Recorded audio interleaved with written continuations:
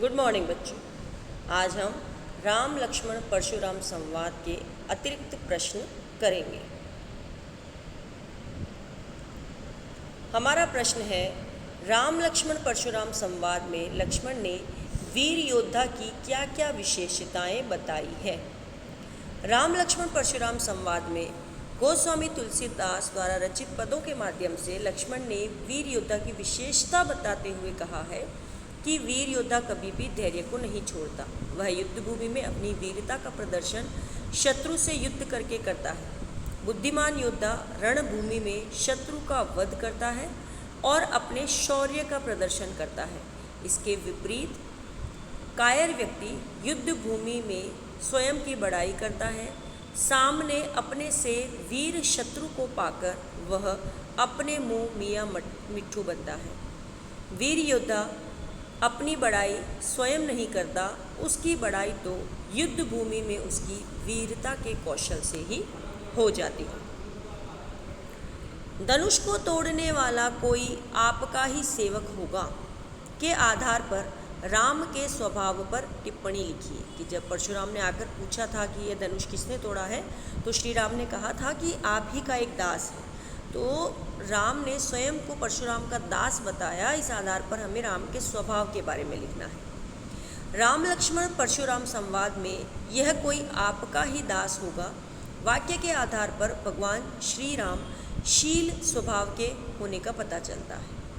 परशुराम के क्रोध को शांत करने का प्रयास करते हुए राम ने बड़ी ही विनम्र शील स्वभाव से कहा कि शिव धनुष को तोड़ने वाला आपका कोई दास होगा।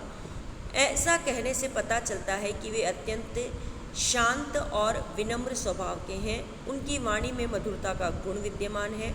वे जानते थे कि भगवान परशुराम को विनम्रता ही से समझाया जा सकता है। उनके मन में बड़ों और ब्राह्मणों के आदर करने का भाव भी विद्यमान था।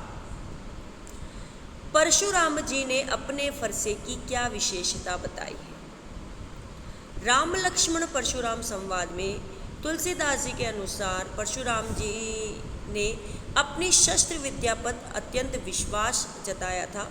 फरसा उनका प्रिय शस्त्र था जिसके पैनेपन पर उन्हें अत्यंत गर्व था। वो कहते हैं कि उनका फरसा इतना भयानक है, इसकी गर्जना सुनने मात्र से स्त्री के गर्भ में पल रहे बालक भी मृत्यु को प्राप्त कर देते हैं। उन्होंने कहा कि उन्होंने इस फरसे से हजारों सिरों को धड़ से अलग किया है, सहस्त्रबाहु की हजारों भुजाओं को उसके शरीर से अलग किया है। उनका फरसा अत्यधिक कठोर और निर्दयी है। लक्ष्मण ने परशुराम जी से किस प्रकार क्षमा याचना की और क्यों। राम लक्ष्मण परशुराम संवाद में लक्ष्मण ने कहा कि देवता, ब्राह्मण, भगवान के भक्त और गाय, इन पर हमारे कुल में वीरता नहीं दिखाई जाती। इन्हें मारने पर पाप लगता है और इनसे हारने पर अपयश होता है। अतः हे परशुराम जी, यदि आप हमें मारेंगे तो भी हम आपके पैरों में ही पड़े रहेंगे। हे महामुनि, मैंने कुछ अनुचित कहा हो तो आप धैर्य धारण कीजिएगा और मुझे क्षमा प्रदान कीजिएगा। हम आपसे किसी प्रकार का युद्ध, लड़ाई झगड़ा नहीं करना चाहते। आपका आदर सत्कार करना ही हमारा धर्म है। कि उन्होंने बहुत बार ये प्रयास भी किया कि वे विनम्र भाव से परशुराम जी को प्रत्युत्तर दे, लेकिन परशुराम जी के क्रोध के समक्ष वे स्वयं पर नियंत्रण नहीं रख पाते हैं और अनुचित उत्तर देते हैं। यहाँ कुम्हड़बतिया को नाही, यह पंक्ति किसने और किस संदर्भ में कही। यह पंक्ति लक्ष्मण जी ने परशुराम जी से उस समय कही जब वे बार बार अपने क्रोध, पराक्रम और प्रतिष्ठा के विषय में बताते हुए अपनी फरसे की तीक्ष्णता से अवगत करवा रहे थे, जिसे सुनकर लक्ष्मण जी स्वयं पर नियंत्रण नहीं रख पा रहे थे और प्रत्युत्तर में बोले कि आप बार बार ये कुल्हाड़ा हमें दिखाकर क्या करना चाहते हैं। क्या आप एक फूंक से पहाड़ उठाना चाहते हैं। यहाँ कोई कुम्हड़बतिया अर्थात छुई मुई का पौधा नहीं है जो आपकी तर्जनी उंगली देखकर ही डर जाए। इस लोकोक्ति के द्वारा वे परशुराम जी को सचेत करना चाहते हैं कि उनकी बातों से वे तनिक भी नहीं डरते। उन्हें अपनी शक्ति, क्षमता और वीरता पर पूरा विश्वास है। वे उनका घमंड तोड़ने का पूरा साहस रखते हैं। और यदि आपको अपनी क्षमता पर इतना ही घमंड है तो आकर हमसे युद्ध कीजिए, हम युद्ध के लिए भी तैयार हैं।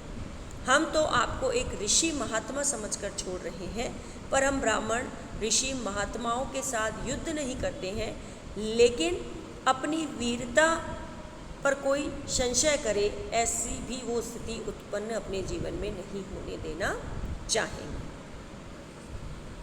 ये है बेटा हमारे आज के कुछ अतिरिक्त प्रश्न। आज आपको इन अतिरिक्त प्रश्नों को समझना है, इनका उत्तर अपने अनुरूप कॉपी में लिखना है और पाठ को बहुत अच्छे से समझने का प्रयास करना है। Okay, bye.